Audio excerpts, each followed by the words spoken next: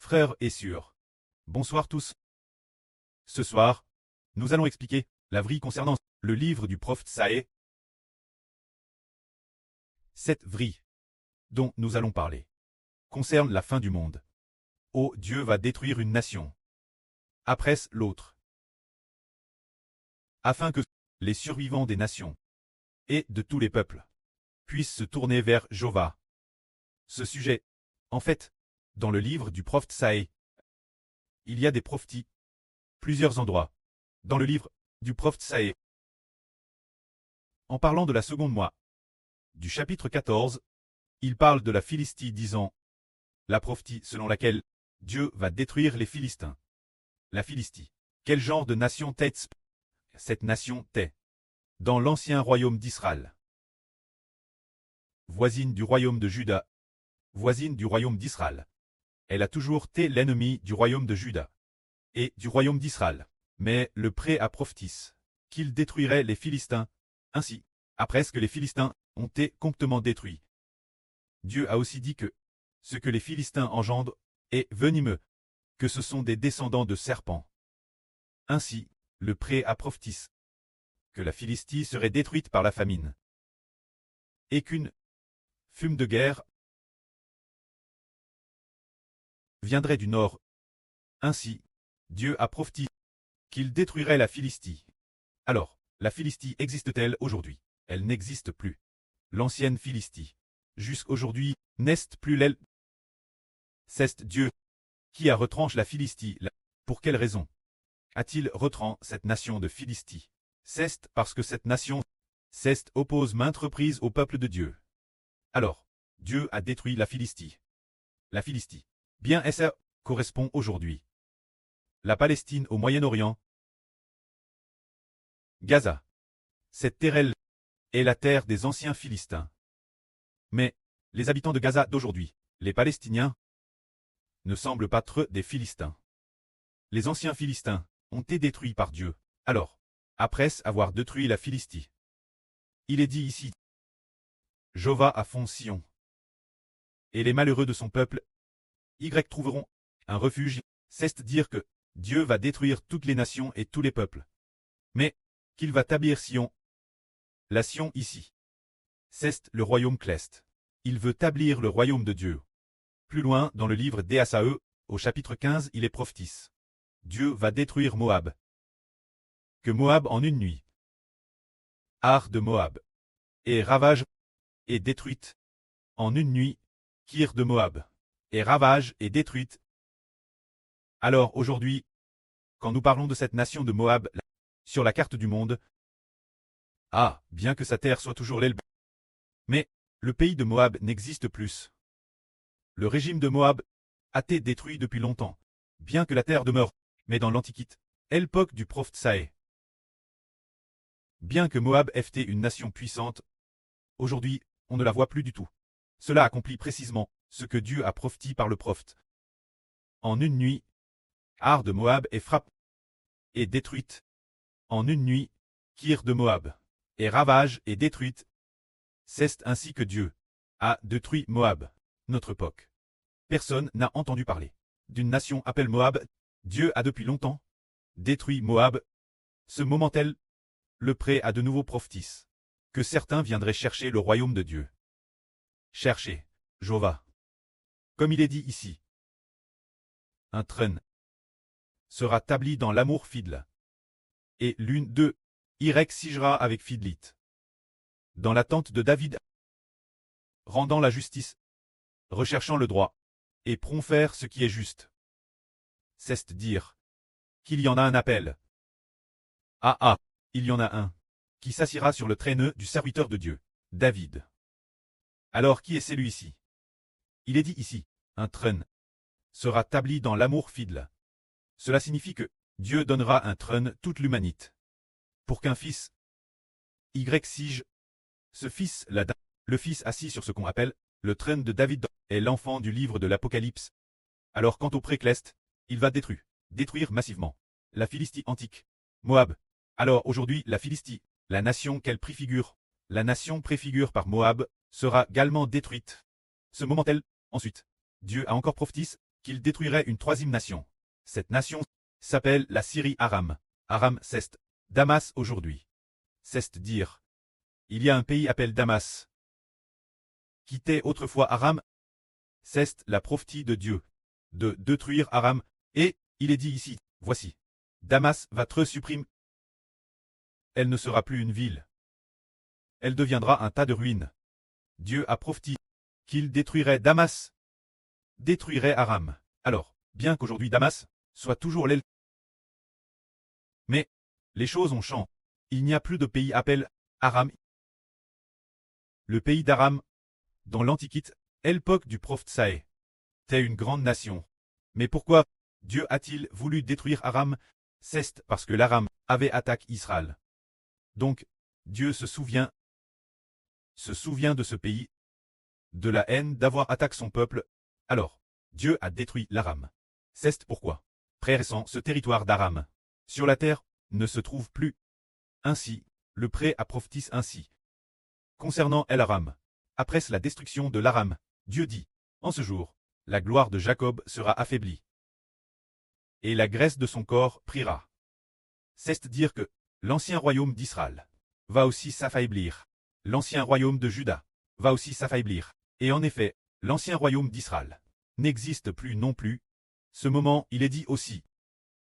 Comme lorsque le moissonneur ramasse le béel, moissonne de son bras l'épi, ou comme celui qui, dans la vallée de Répam, glane d'épis.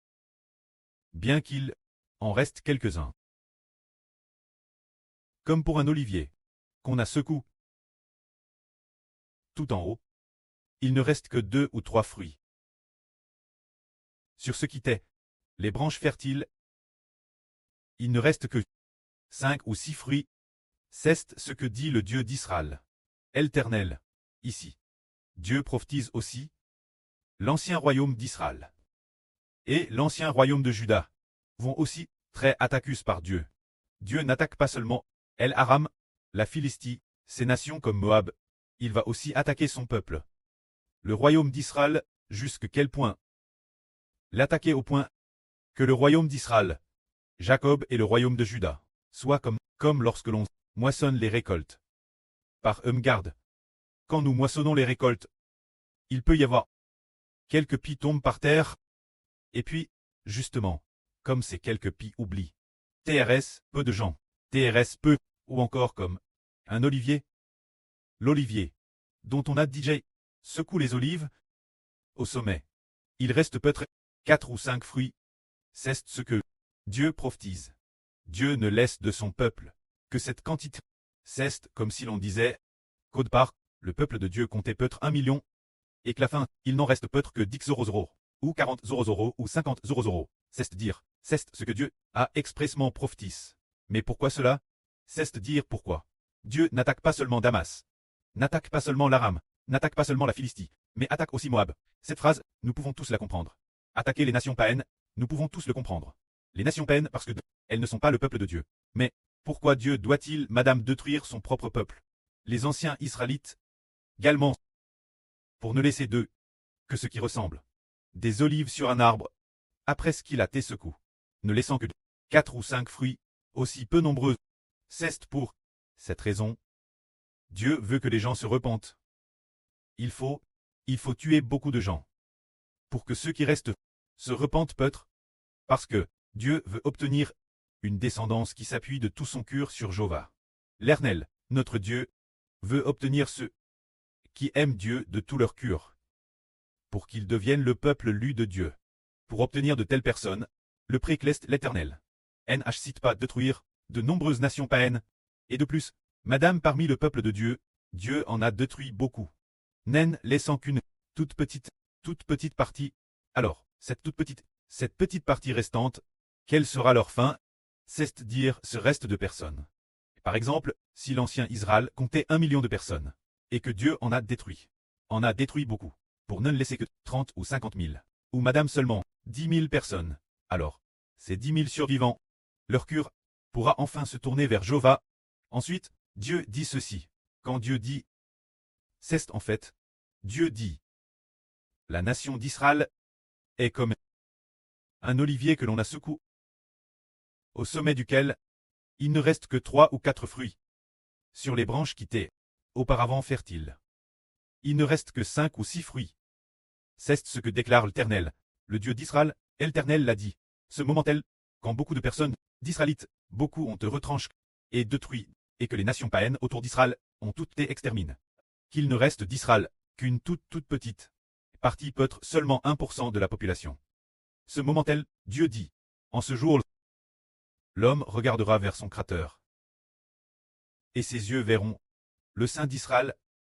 C'est dire que, quand l'Éternel aura détruit tant de personnes, détruit les nations environnantes, et Madame son propre peuple, aura détruit, pour ne laisser qu'un si petit nombre de personnes, alors les gens regarderont vers Jéhovah, comme Dieu l'a dit.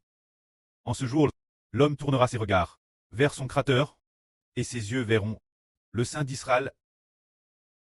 Il ne tournera plus ses regards vers les autels faits de ses mains, et ne prêtera plus attention ce que ses doigts ont fabriqué, que ce soit les idoles d'Ashra ou les autels parfums. En ce jour, ils seront complètement abandonnés. C'est dire que lorsque Dieu détruira de TRS nombreuses personnes, et que toutes les nations seront détruites. Quant au royaume d'Israël, il ne restera que 100 personnes, ou peut-être Madame une seule. Si peu de monde, ce moment-là, le cœur de l'homme pourra revenir Jéhovah. Ainsi, frères et sœurs, comprenez-vous la majesté du pré-cleste. Si quelqu'un refuse de se repentir, Dieu ne sera pas indulgent. Le pré-cleste leur donne une chance de se repentir. Mais s'ils ne se repentent pas, Dieu les détruira. Par exemple, Dieu détruit beaucoup de gens pour permettre une petite partie. Ceux qui restent, les survivants, ceux qui n'ont pas été détruits par Dieu, ils puissent voir les œuvres puissantes de Dieu. Après la discipline de Dieu, les survivants, ceux qui n'ont pas été détruits par Dieu, pourront se repentir. Ainsi, le cœur de l'homme pourra se retourner. Pour revenir Jéhovah. Ce sujet, le livre du prophète Saé, dans d'autres chapitres, on a le dit aussi. Israël, ton peuple, fut-il comme le sable de la mer, seul un reste reviendra vers l'Éternel. Seulement une infime fraction. Seule une infime fraction pourra revenir vers Jéhovah. C'est dire que la plupart des gens seront détruits par Dieu. Alors, nous comprenons que Dieu détruit tant de personnes, et ainsi, il fait passer le reste par l'épreuve du feu. Après l'épreuve de la souffrance, le cœur de l'homme n'osera plus se rebeller. Et il saura comment revenir et se tourner vers Jéhovah. De plus, en ce jour, Dieu travers le Rédempteur Jésus. Après l'expiation par la crucifixion, le cœur de l'homme, les PHS de l'homme, seront effaces par le Seigneur Christ. Dieu pardonnera aux hommes les PHS commis. De plus, les hommes ayant vu de leurs propres yeux que ceux qui refusaient de se repentir et qui ont été détruits par Dieu étaient très nombreux. Après cela, leur cœur pourra sincèrement se tourner vers Jéhovah, le pré-cleste, afin que les enfants de l'Israël spirituel puissent comprendre comment revenir et se tourner vers l'Éternel. Le pré fera en sorte que notre génération voit de ses propres yeux ceux que Dieu a détruits, TRS nombreux. Le pré-cleste, par divers moyens, a détruit beaucoup de gens. Alors, les enfants de l'Israël spirituel, voyant que de nombreuses personnes ont toutes été détruites par Dieu, nous, les enfants de l'Israël spirituel, avons un cœur rempli de crainte, un cœur pieux, un cœur qui sait se tourner vers Dieu. Et c'est aussi avoir un cœur qui aime profondément le Seigneur, guère c'est au salut du Seigneur, par lequel nos péchés sont pardonnés. Ainsi, un cœur qui sait se tourner entièrement vers le Seigneur Christ. Que la gloire soit rendue auprès et au Seigneur. Amen.